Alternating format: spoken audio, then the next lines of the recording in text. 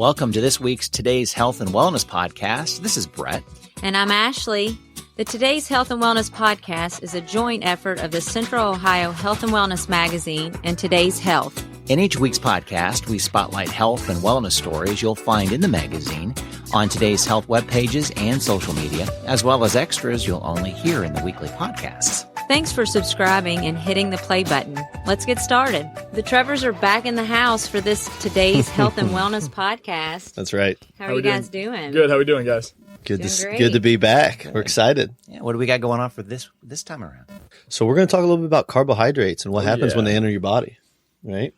So we're going to talk about a little bit. We're going to get a little specific, more so than just we eat carbs and we use them for energy type of thing. And we're going to talk a little bit about, what happens, why it happens, and then you can kind of see the health risks and benefits related thereof. It does get pretty in-depth, so we're going to try to keep it as simple as possible for you guys here. Sounds good. We could even break this into a couple segments. We'll just keep the first one here, just basically what happens with a couple little nice tidbits and nuggets to take from it, and then we can always compound on it and build upon that. So, yeah. So basically, the first thing that happens when we eat carbohydrates, we take them in, we think of carbohydrates, we can think of them as sugars. They eventually become sugars no matter if we eat a simple carbohydrate or a complex carbohydrate. Carbohydrates can range from anything from your candy bars and your sugars to your fruits, and some vegetables have some carbs in them, and then all the way up to your potatoes and rice. So there's carbohydrates throughout a lot of different foods. But how can we utilize this to promote our goals? Correct? Right. It's always the hard one. Yeah. Yes, really isn't is. it? Why is that? Because carbs taste so good. No, don't they? No, they That's come like in we could just such a live off variety them. of foods. Yeah. Yep. And everybody out there who's thinking, well, he didn't say donuts. Well, I'm thinking donuts or bagels. Yeah, those are I both didn't hear those included. yet. Yeah. They're on there. We don't have all day to list all the carbohydrate sources. But no. So yeah, they're definitely that's the biggest struggle because carbs taste so good. Everything that contains high carbs, and there's a lot of stuff that's going on in the brain too that our brain's telling us, like it's just like a pinball machine. It's just going off and saying, boom, give me more, give me more, give me more. So there's a reward center. It enjoys them when that release of serotonin happens. It definitely enjoys the carbohydrate. So it releases, basically a lot of give me more type of scenarios, and it just really produces that future craving. So that's why we want carbs so much. So now the carbs enter our body, right? And so we ingest, whether it be a simple carbohydrate or a complex, it does not matter. Carbs get broken down into glucose, into a simple sugar, into a simple usable sugar in our bloodstream. Okay, so we take the carbohydrate, no matter how complex or how simple, and we break it down. Now, the more simple it is, the quicker and the more insulin spike we need to release. So that's the next phase. We ingest carbohydrates, and then we release a hormone called insulin. And insulin's main job is basically to clear the blood of high sugar levels. High sugar levels in the blood over time is very toxic, is very bad for you. We can talk about different diseases. One that comes to mind, everybody talks about, sugar levels is diabetes, of course. Right. And we can go into some serious in-depth stuff with that. But long story short, we don't want high sugar levels in our blood. So insulin comes and says, okay, I'm going to get these carbohydrates everywhere they need to go. I'm going to get them out of the bloodstream and where the body can utilize them or store them for later use and get them out of the bloodstream. Okay, so first thing, we ingest the carbs so we can break them down into simple sugars. Different amounts of insulin, we'll talk about a little bit later, get released based on what we need. And then that insulin is going to transport it a couple major places, 3 to 4 major places right off the bat. I'm going to turn it over to Trevor, and he's going to kind of talk about some of the places that instantly the carbs can go, or storage-wise the carbs can go. Right. So a couple places you're looking at right away they're going to store is in your muscles, and the glucose in your muscles, and also store as fat if it's not taken care of properly as well. So those are two big ones there. One is in a positive direction, one's in a negative direction. Right. So as we take in a huge consumption of carbohydrates right away, and it tries to force and store in our bodies, and we run out of space, it has to do something with those carbohydrates or those simple sugars. So the first place it's going to look is to store as fat as well. Yeah. So a big thing that kind of as well on top of that. So So right away, we're going to use some of those simple sugars for energy, right? So even something as little as sitting there thinking requires energy. Right. Sleeping. Yeah, sleeping requires. So brain activity is something that requires energy.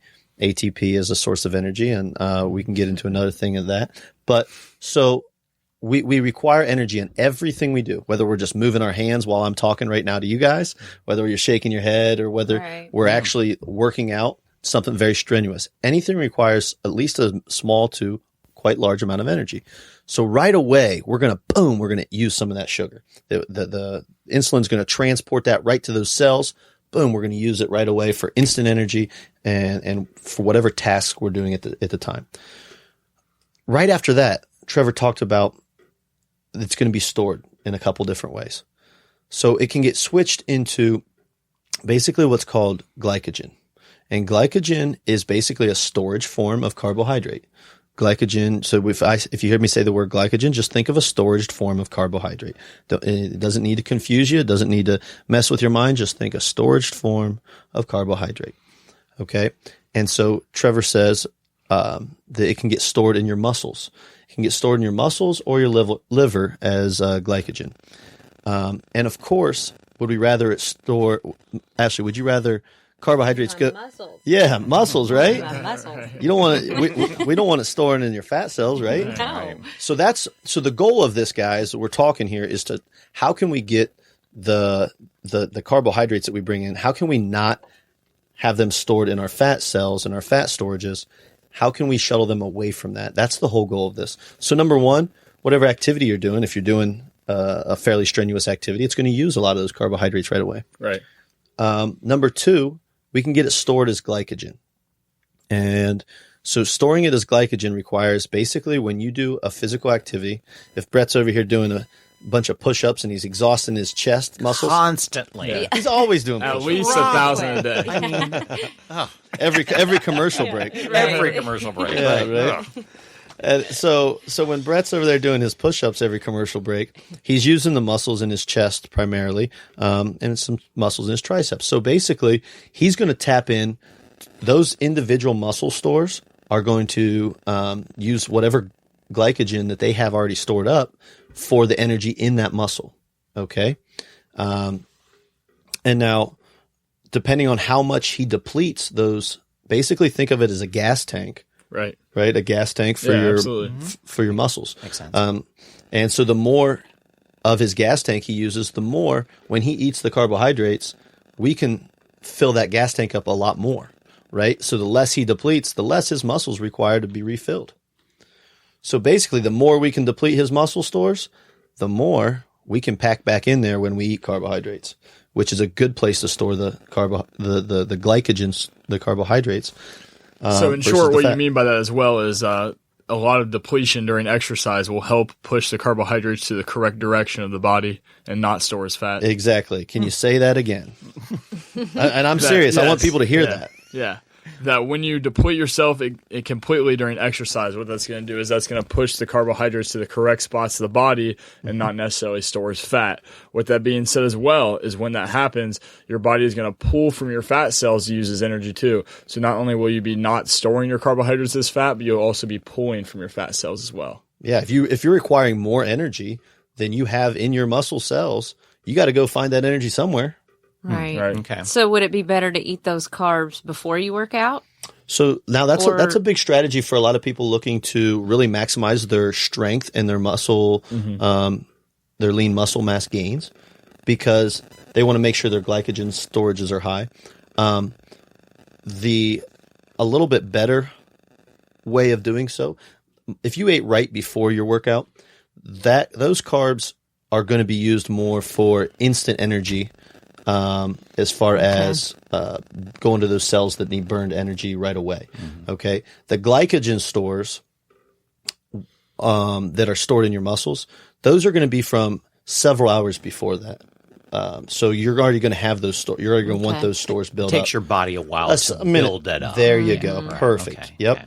And so you're going to want to have your glycogen stores nice and high going into that. If this is your goal, right? Okay. Because if we're taking in carbohydrates all the time, the downside of that is we're not using the fat stores, right? Right. For energy. So you're definitely going to want to, a lot of what people do is to replenish their glycogen stores. If, say, they're allotted X amount of carbohydrates a day, say they get 100 carbohydrates every single day, the 100 grams, okay, just generally speaking, they're going to want to use those in the most convenient fashion of the body. And they're finding that right after that workout is over is the most the most efficient time we can use those carbohydrates, right? So we're going to use them for our energy depletion, to fill back our muscle stores. Those are times that we're going to use them in the right place and going to the right places as far as that goes. So as far as when would I suggest you to eat your carbs? Now, this is all within your allotted carbohydrate intake for the day. Right. So we're not going excess on you right now. But right. I would say right after your workout is a nice time. It's used very efficiently. Okay. Your carbs are used very efficiently then. And that's something, guys, I don't want you to get too much in depth to, because it'll be very stressful when not only are you trying to consume a certain amount of carbohydrates during the day, but also when you're consuming your carbohydrates exactly throughout the day. So the best way to think about it is stay within a certain range and consume a good portion, again, inside your range after your workout as well. That's kind of just the best way to look at it there. In short, too, Trevor, you're saying that, what would you say to somebody that says, well, this is great, I'm just not going to eat carbohydrates at all? Oh, yeah. There's a lot of negative things that come with that. So what they're finding is, and this is a whole nother level of science, but if I can keep this kind of very simplistic and very understandable. Basically, unless we're in what's called a form of ketosis, which is where you don't eat any carbs at all, and it's very easy to come out of ketosis if your diet is improper or incorrect. If you eat too many carbs, or if you eat even too much protein. So you can come out of ketosis really easy. So long story short, if you're not in that state, but you're taking in low amounts of carbs, long story short, your thyroid is really going to suffer, which, produces a lot of, you get your T3 and stuff. Those hormones are really going to take a hit as far as that's when we see those plateaus and those, and your metabolism really take a big dive. I was going to say that kind of goes back to things that we've talked about in previous podcasts. Right. How long are you really not ever going to eat carbohydrates again? I mean, it's got to be maintainable. Exactly. Right. Because then you screw your metabolism up. And, Yep. And it's amazing how many messages are out there, always eating a well-balanced meal, but you get these wacky diets that go to extremes and they just catch on. Yeah. And it always comes back to that, balance it out, and it may be a slower process, but you're going to fall backwards. It's got to be maintainable, like you said. It has to be. It's amazing what happens when people don't cheat the system and just do what they should do and trust a process. Trust the process. That's exactly right. Yeah. So in layman terms, what Trevor was saying too is, when you shock your body like that, in the long haul, you're going to end up storing a lot of that fat and not be able to deplete over a period of time because of what that is doing to your hormone levels. Mm-hmm. Yeah. So, kind of finishing that little small point up and then jumping right back where we were talking about is, this is all relative speaking. Obviously, Ashley, you're not the same size as Trevor and myself. Everybody has different caloric intakes. But if we're just going to say a general guideline to not drop below, it'd be about 50 grams of carbs a day. Okay, so, I see people eating, 30 and 40 grams of carbs a day. So they're killing their metabolism, but they're still not in ketosis. Right. So they're getting the worst of both, right? They're not in either world there. And so they're kind of caught in limbo there of, I'm taking low carbs, but they're not benefiting anyway. I think a lot of people would be glad to hear that. Yeah. Yeah, for sure. Yeah. Yep. So you have to either be completely, yes. Yeah, absolutely. Yes. Yes. Yeah. And for everyone out there that will go right out and research what ketosis is and find a diet for that, just be aware that is one of the hardest diets you could possibly do. I mean, that is tracking it like it's a job for, the whole time you're alive. It's very effective, but it's very tough to keep it maintained. So so you have to just wrapping up. Right. And you have no carbs, and nobody wants that. Nobody. No carbs. Exactly. No. So then kind of just wrapping up, long story short, we talked about when you ingest carbs, you release insulin. Insulin gets your carbs where they need to go. we talked about where we want them to go and how we get them to where we want them to go. We want them to go to the muscle stores. We want them to get used for instant energy. If we're using a ton of energy at the time, we want them to be used for that. But if we're not using them right away, if we have to store them, let's store them in the muscles. Mm-hmm. And the liver actually stores some glycogen as well. And the liver actually can share that glycogen. Muscles they're very selfish. They keep whatever's in that muscle for, say if it's the bicep, it gets used for the bicep. If it's in the chest, it gets used for the chest. Okay. Liver they're kind of wild cards. They can kind of, they can kind of throw out some energy. Yeah. So everybody's smooging up to the liver, right? Hey, bud. I could use a little energy right now. Yeah. So I've got a question then with the carbs. So even if you say you've got 100, grams a day, do you recommend one carb over the other? Like, don't eat pasta for your carb, or don't eat that. I mean, probably, of course. So let's like bookmark that question right there. And literally, what we were just getting ready to say kind of ties right into exactly what your question was. What types of carbs do we eat? Is there a difference? And so this comes into where we talk about you may or may not have heard of the term if it fits your macros, which means if it's within the amount of carbs you're allowed to have, you can have whatever you want of those types of carbs. Mm-hmm. So does that come into play? So what comes into play here, Ash, and that's a great question, is that's why we actually brought up the point about insulin. Insulin cannot be overlooked. Insulin is it's very useful and it's a very important hormone in the body, but we have to be careful with how we're, regulating it by what we eat. Right. So if we eat something that elicits a ton of insulin release right away and big insulin spike. Yeah. Okay. Sure. Exactly. Yeah. Ice cream. Donut with the icing and sprinkles and filling and any food you hear a diabetic can't touch, because it just spikes them. Right. You're talking about all those now. By the way, Ash, are you thinking of a specific donut? Because you got really in depth. The one that I just ate over the weekend. Oh yeah, she had that faraway look. I just had one of those day before yesterday.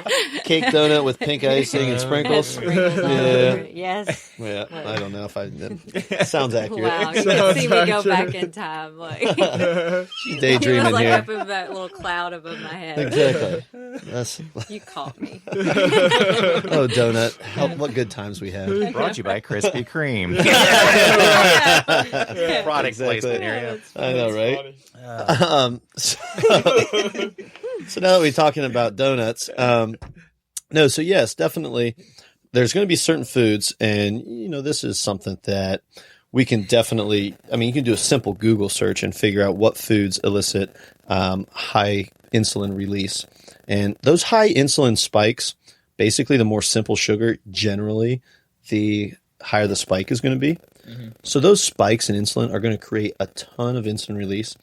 And if we have those big insulin spikes over time, what happens is we get what's called like insulin insensitivity. Okay, so our body is not sensitive at all to insulin, and we want it as sensitive as possible. Okay, meaning if we have, say, we ingest 20 grams of carbs, okay, if it takes us a lot of insulin to utilize and transport and take care of all those 20 grams of carbs versus a small amount of insulin, we want the least amount of insulin as possible. And the more we have these big spikes in the high simple sugar diet and processed sugars, the more our diet is rich in those. Over time, what happens is we have to start producing more and more and more and more insulin just to take care of the same amount of those carbs. Right? So if we had a low carbohydrate diet that focused on complex carbohydrates and a slow releasing insulin type of module there, our body's going to be nice and sensitive to insulin. So when we do actually take in a few sugars, it only takes a little bit, boom, clears it right up. But when we take in over time and we have a high carbohydrate diet that is high in processed sugars, now it's going to take us a ton of insulin to release. Yep. And so what happens when we have high insulin levels in our body, in our bloodstream? What happens is they're finding, one, it basically gets that sugar wherever it needs to go as soon as possible, right? And it's got to get it places, and it basically shuttles it more towards the fat cells when we have high insulin levels, right, than the storing it as glycogen in the muscles. Mm-hmm. Okay. And just one thing to visualize here, guys, is as he says sugar, don't just think sweets. You know, that is including large sums of pasta and different things like that as well. So anytime we're consuming a large amount of carbohydrates, which will in turn lead to sugars, that is what causes that insulin spike, not just high amounts of simple sugars like sweets. What do you prefer when you have your carbs? What do you usually eat? So that's another topic. Because there's just is that a good question? It is a great question. No, it's an amazing question. You guys are very healthy, obviously. Yeah, it's a great question. And actually, we were kind of talking on the way up here as to how in depth with this do we want to get, right? Because we could speak all day on this, on the carbs. And long story short, we can slow that insulin release down, that insulin spike down, basically by eating our carbs with a high protein diet and protein at the same time, right? So we kind of take advantage of that principle and that rule as being able to eat a lot of protein with your carbs. Yep. So we're not eating just the carbs by themselves very often, a lot of times. So, but brown rice is, of course, it's a staple. People eat it all the time. Brown rice, rice cakes. Yeah. Love rice cakes. The rice cakes are simple. They're quick. They're on the go. They give that little crunchy, salty taste, so you're good to go there. Even things like, potatoes are even like, especially sweet potatoes. Sweet potatoes are amazing for as far as, and they taste great. I've never met a person that doesn't like a sweet potato. Pretty much, yeah. Exactly. And if you have, never mind. We'll censor it right there. So there's a large number. If you guys have any questions on specific types of carbs, we can go into that and we'll answer it. You can ask us on our Facebook page on Elite1Fitness. You can email us at Elite1Fitness, all spelled out, at gmail.com, and we will be happy to answer as many questions as you guys ask. And since you're on Facebook at that time anyways, please like our other page, Simply Fit, coming up as well. So. Yes. Plug for Simply Fit. Well, it sounds as though we've got another podcast episode to really even dive a little bit deeper into carbs. It's crazy. Because it might be a bit more digestible. Yeah, definitely. Yeah. Pun intended. To really deep dive, because I think this is a really interesting topic. I think a lot of people are interested in it. Because like you said, carbs are all over the place, and they come in so many forms compared to balancing your fruits and vegetables. Right. Carbs are in everything, and they kind of disguise themselves very easily. Right. And like you said, the complex and such. There's probably a lot more we need to talk about, and probably a little bit more in a podcast form. Yeah. Another one will be great. They've got something new and exciting coming along called Simply Fit. Okay, yeah, you guys a good way to know how to get your good carbs on the go. Absolutely. Let's talk about that in the next episode. That makes a lot of sense. And Brett, have you ever gotten tired after eating a high sugary? I get tired after eating anything. Yeah. But yes, I do. Exhausting. Exhausting. Yes. Yeah. And that's a result from that high insulin spike. And then you want more. Makes sense. You need another snack. That's another thing with the insulin. So let's also suggest, listeners, if you have a question about carbs, get them to us. Then we can cover some of those in the next episode as well. Yeah, and it can be part of that. But and that's an open call anytime. Any questions about health and such, we'll cover. But let's keep on this carb idea and keep moving forward, because there's a lot to cover, and it just covers so much ground. I think it'd be worthwhile to spend a few episodes on. So just something basic to take away, guys.